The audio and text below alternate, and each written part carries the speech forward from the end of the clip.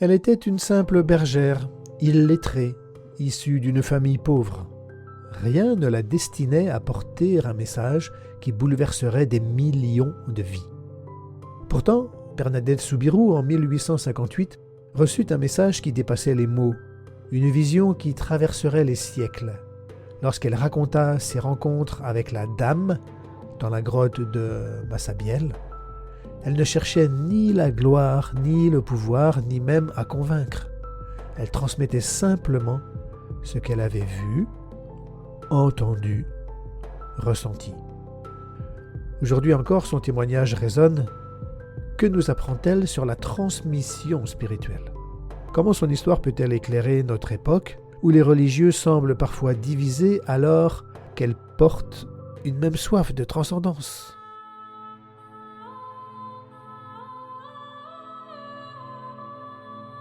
Bienvenue dans Saints et Rebelles, visionnaires témoins d'hier et d'aujourd'hui.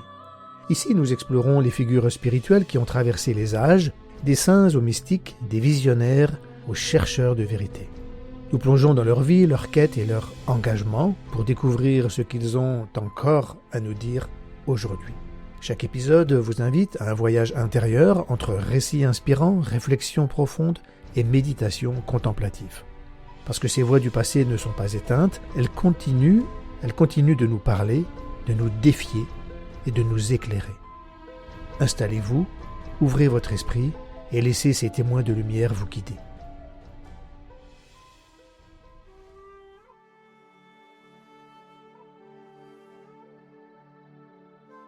Bernadette Soubirous est née en 1844 à Lourdes, dans une famille humble.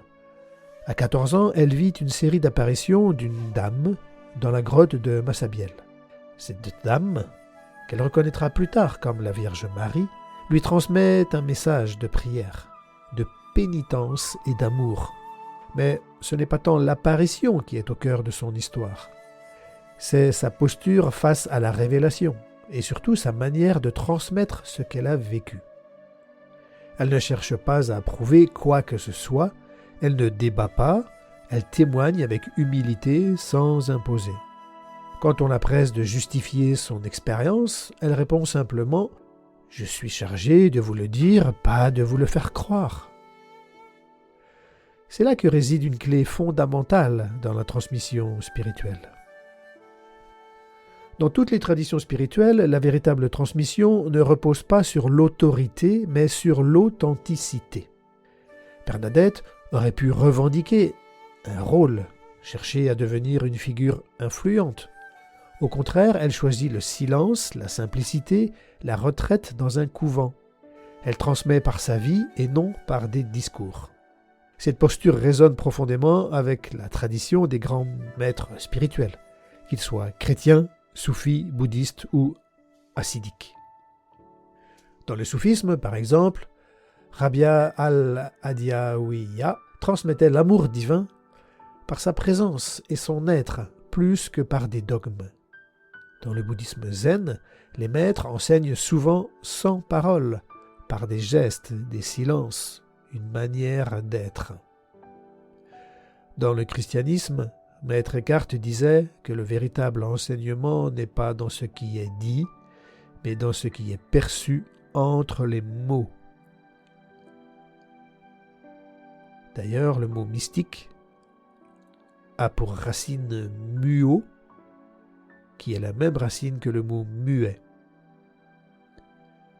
Donc, un véritable mystique réalisé, quelque part, est muet intérieurement. Et peut-être que les scientifiques pourraient nous dire aujourd'hui, peut-être que les neurones miroirs, face au silence ou à l'immobilité des maîtres, travaillent à plein pour nous faire intuiter, nous faire connecter à notre visage le plus profond.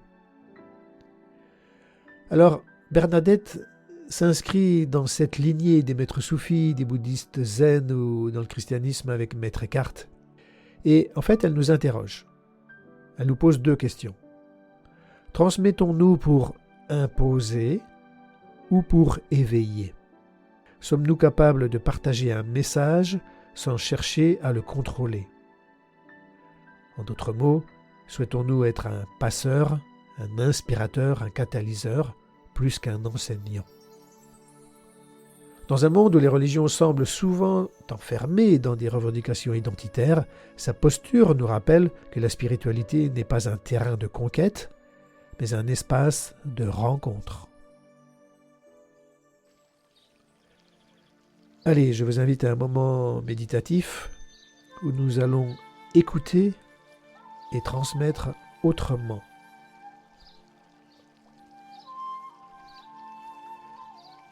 Fermez les yeux. Imaginez une source. Elle jaillit dans une grotte, cachée au regard. Elle ne cherche pas à être vue. Elle est simplement là, offrant son eau à qui veut la recueillir.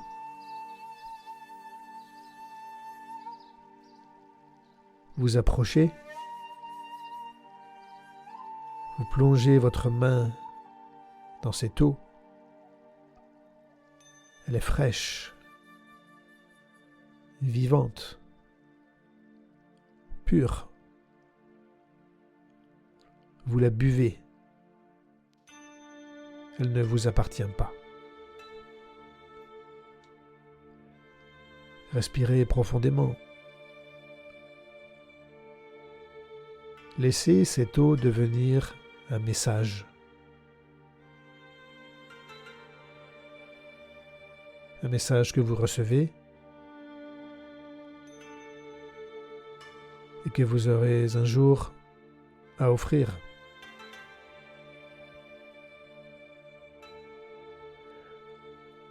Mais comment transmettre cette eau?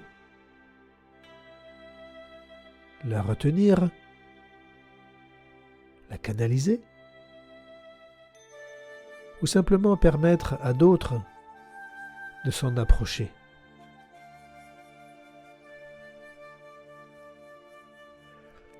Et si la meilleure transmission était celle qui invite sans contrainte? Ouvrez doucement les yeux. La source continue de couler. Elle est là. La voilà. Pour tous.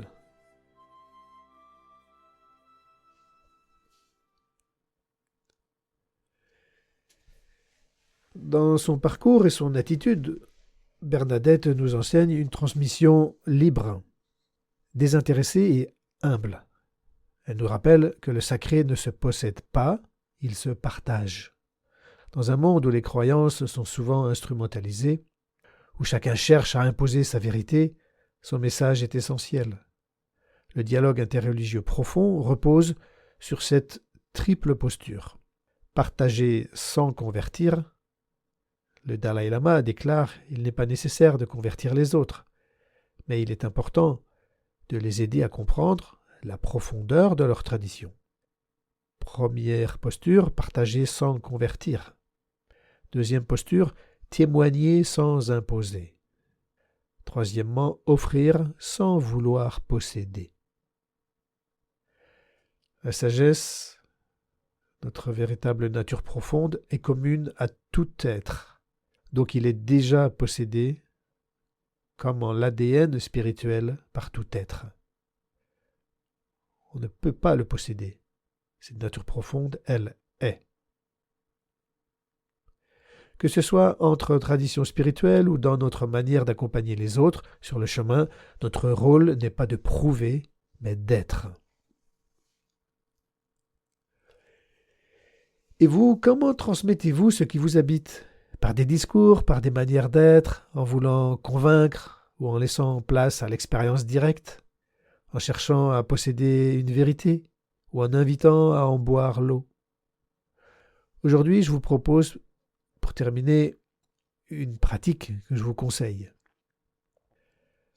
Après cet épisode, vous pourrez prendre un moment de silence et demandez-vous quelle est l'eau que je porte en moi? À qui puis-je l'offrir sans chercher à la garder? Parce qu'au final, nous ne sommes pas les propriétaires de la source. Nous sommes simplement ceux qui indiquent où elle coule. Nous sommes les témoins qui laissons les autres venir y boire. Puissions-nous être des témoins libres, vivants, au service d'une transmission pure.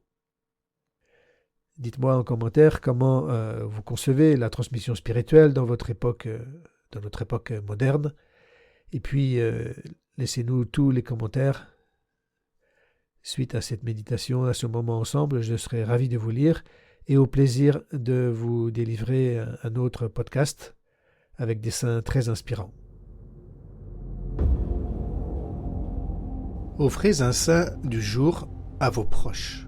Si cet épisode vous a inspiré, partagez-le avec quelqu'un qui pourrait en avoir besoin, par exemple un ami en quête de sens, un proche passionné de spiritualité et d'histoire, quelqu'un qui traverse une période de questionnement et qui pourrait trouver de la lumière dans ses récits. Ou, par exemple, si aujourd'hui c'est la Sainte Aimée, pourquoi ne pas partager cet épisode avec une aimée que vous connaissez? Les prénoms sont à l'honneur et chaque prénom porte une histoire, une inspiration, une force, une lumière. Prenez l'habitude d'envoyer le saint du jour à un proche qui porte ce prénom. C'est une manière simple et belle de faire découvrir des figures inspirantes, envoyer un message positif et porteur de sens, créer un lien spirituel et fraternel avec ceux qui vous entourent. Qui sait, peut-être que votre message arrivera au bon moment dans leur vie. Merci d'être un passeur de lumière et à très bientôt pour un nouvel épisode de Saints et Rebelles.